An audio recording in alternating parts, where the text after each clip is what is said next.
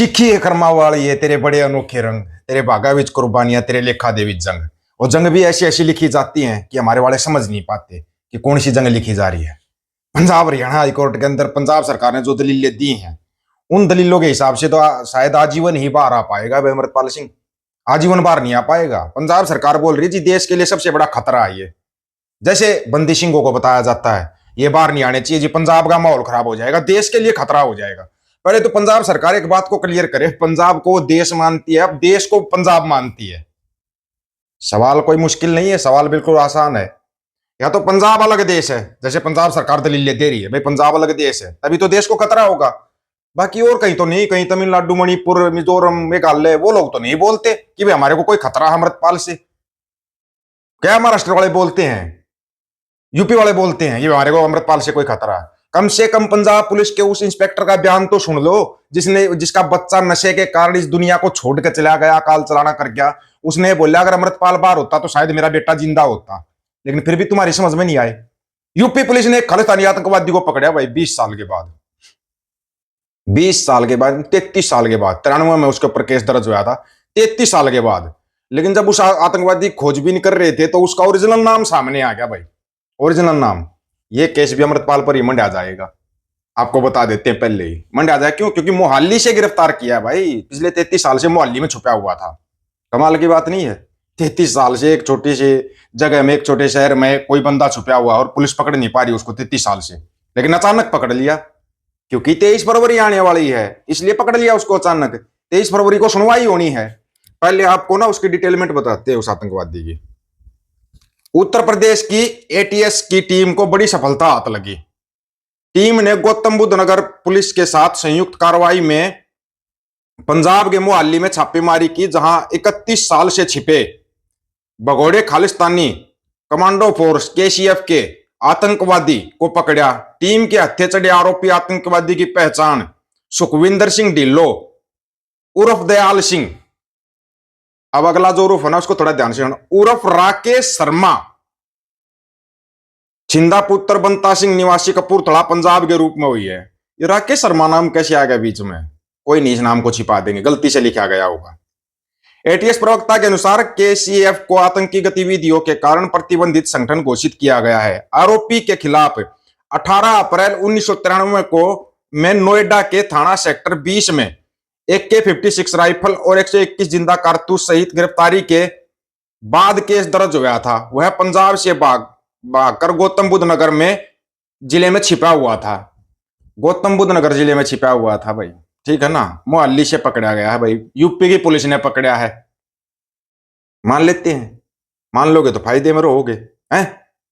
ये भी मान लो फिर, भारत जल्द बहाल करेगा बांग्लादेश में सभी वीजा सेवाएं। कल तक तो हम बांग्लादेश का विरोध कर रहे थे, अभी बांग्लादेश की सेवाएं भी हमारे को बहाल करनी पड़ेंगी।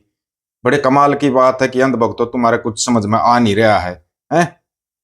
तुम्हारी समझ में पता नहीं क्यों नहीं आ रहा है, कहां कौन सी दुनिया में तुम लोग रहते हो, ये हमारे तो समझ में नहीं आया। फ्रांसीसी president Emmanuel Macron visit Gurdwara Shri Bangla Sahib in New Delhi summit में शामिल होने से पहले गया था। आपको मोटा मोटा बता देते हैं, कहीं फिर बाद में को हमारे को बताया नहीं था। अब आ जाओ, एक सुनाए क्या, ऑडियो सुनाए क्या उसका। इसका नाम है, यह है भाजपा नेता राज सिंह आमेरा है, गले में भाजपा का पट्टा है। ये सिरफिरा देश के नेता प्रतिपक्ष राहुल गांधी के समेत 25 सांसदों को गोली मारने की धमकी दे रहा है। लेकिन न तो अब तक इसकी गिरफ्तारी हुई है, न ही FIR, क्योंकि ये खुद को ओम बिरला और नरेंद्र मोदी का कार्यकर्ता बता रहा है। क्या राजनीतिक लड़ाई भाजपा अब इस तरह लड़ेगी? अगर उसका वीडियो सुन लोगे ना, शर्म को भी शर्म आ जाए, लेकिन तुम्हारे को तो आती नहीं कोई शर्म। वो सरेआम ऐसे गोलियां चलाने की लगेगा, NSA UAPA लगेगा, कुछ नहीं लगेगा, कुछ भी नहीं लगेगा। अभी एक बात और, रवनीत बिट्टू का बयान बड़ा तेजी से वायरल हो रहा है, जानते हो गया बिट्टू को, तो कोई बात नहीं। केंद्रीय रेल राज्य मंत्री रवनीत बिट्टू ने प्रियंका गांधी व कांग्रेस पार्टी पर गंभीर आरोप लगाए। रवनीत सिंह बिट्टू ने कहा कि प्रियंका गांधी व कांग्रेस पार्टी किसान आंदोलन के समय उन्हें पिटवाकर माहौल खराब करना चाहती थी। बिट्टू ने कहा वो दिल्ली पुलिस को प्रियंका गांधी, कांग्रेस पार्टी और योगेंद्र यादव के खिलाफ शिकायत देंगे।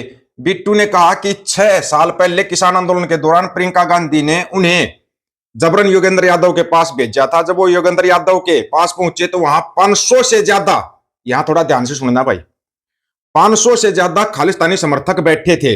बिट्टू ने कहा उनके पहुंचते ही योगेंद्र यादव वहां से खिसक गए थे और खालिस्तानी समर्थकों ने हमला करने की कोशिश की। उस दौरान कांग्रेस नेता कुलबीर सिंह जीरा की गाड़ी के क्या हाल हुए ये सब ने देखा था। यार कमाल की बात है, 500 खालिस्तानी आतंकियों ने इसके ऊपर अटैक किया किसान आंदोलन में और इसको कुछ नहीं हुआ, सिर्फ कोशिश की इसके ऊपर।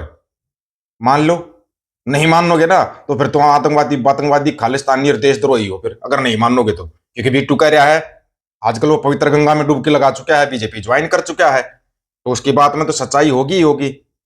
हम तो मान लेते हैं भाई, किसी और को मानना हो ना मानना हो। अब थोड़ा पंजाब सरकार ने जो सबूत दिए हैं उनका थोड़ा सुनना एक बार कान खोल के, ताकि समझ में आ जाए। ਜਥੇਬੰਦੀਆਂ ਦੇ ਸੰਪਰਕ ਦੇ ਵਿੱਚ ਹਨ। ਜ਼ਿਕਰਯੋਗ ਹੈ ਕਿ ਅਰਸ਼ਦੱਲਾ ਤੇ ਪਹਿਲਾਂ ਹੀ ਟਾਰਗੇਟ ਕਿਲਿੰਗ ਅਤੇ ਹਥਿਆਰਾਂ ਦੀ ਤਸਕਰੀ ਵਰਗੇ ਗੰਭੀਰ ਇਲਜ਼ਾਮ ਹਨ। ਸਰਕਾਰੀ ਵਕੀਲਾਂ ਨੇ ਅਦਾਲਤ ਨੂੰ ਦੱਸਿਆ ਕਿ ਨਜ਼ਰਬੰਦੀ ਦੇ ਆਦੇਸ਼ ਸਿਰਫ ਸ਼ੱਕ ਦੇ ਆਧਾਰ ਤੇ ਨਹੀਂ ਸਗੋਂ ਗਵਾਹਾਂ ਤੇ ਬਿਆਨਾਂ ਅਤੇ ਠੋਸ ਦਸਤਾਵੇਜ਼ੀ ਸਬੂਤਾਂ ਦੇ ਆਧਾਰ ਤੇ ਲਗਾਏ ਗਏ ਹਨ। ध्यान से सुना, इन्होंने बोला ठोस सबूतों के आधार पर इसके ऊपर इल्जाम लगाए गए हैं। अब थोड़ा सुनना ध्यान से। सरकार द्वारा पेश किए गए इन तथ्यों के हिट लिस्ट बारे कोई ठोस जवाब नहीं दिता गया। सरकार अनुसार जेकर नजरबंदी हटाई जाती है तो इस दे नाल पंजाब की शांति भंग होने का खतरा है।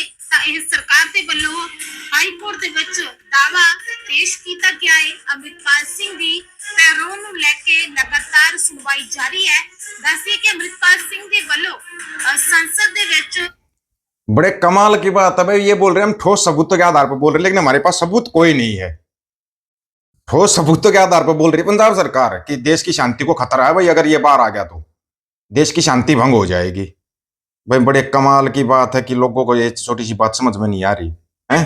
हरियाणा हाईकोर्ट दे विच खडूर साहिब तो सांसद मैंबर अमृतपाल सिंह दी नजरबंदी नूं चुनौती देने वाली पटीशन ते सुनवाई दौरान पंजाब सरकार ने कई सनसनीखेज तथ्य पेश किए ने।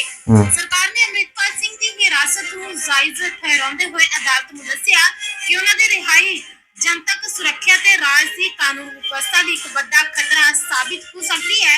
सरकार दे वल्लों पेश हुए सीनियर वकील अनुपम गुप्ता ने मुख लिया। कमाल का वकील है भाई अनुपम गुप्ता, यही बोल देता ठोस सबूतों के आधार पर आरोप लगा रहे हैं, लेकिन सबूत कोई नहीं है। 3 साल हो गए, कोई सबूत दिया है क्या? नहीं दिया है। ऐसे ही बंदिशिंगों के साथ किया जाता है। जगतार सिंह हवारा सभी केसों में बरी हो चुके हैं, पता है किसी को? नहीं पता होगा, लेकिन उनको बाहर नहीं आने दिया जाएगा। देश की शांति के लिए खतरा है भाई वो। तुम्हारी कब आंखें खुलेंगी रे, ये समझ में नहीं आ रहा अभी तक। तुम्हारी आंखें नहीं खुल पा रही हैं, कब खुलेंगी ये आंखें? कमाल की बात है यार, छोटे छोटे पप्पी की भी 7वें दिन आंखें खुल जाती है, लेकिन तुम्हारी आंखें नहीं खुल पा रही हैं। कैसे खेल जा रहा है तुम्हारे मीडिया, सोशल मीडिया के जरिए। अब तो आंखें खोल लो। आप लोगों की क्या राय है इसके बारे में? अपनी राय रखना, आपकी राय का इंतजार रहेगा। सभी साथियों को राम राम, नमस्कार, आदाब, सत श्री अकाल। वीडियो को ज्यादा से ज्यादा शेयर, चैनल को सब्सक्राइब, बेल आइकन को जरूर दबाना दोस्तों। ऑफिशियल दीपक और यूट्यूब चैनल बात और सच की करेंगे। अब सच की बात हम करेंगे, वीडियो को शेयर करने की जिम्मेवारी आप लोगों की है। गज के आखो वाहेगुरु जी का खालसा, वाहेगुरु जी की फतेह।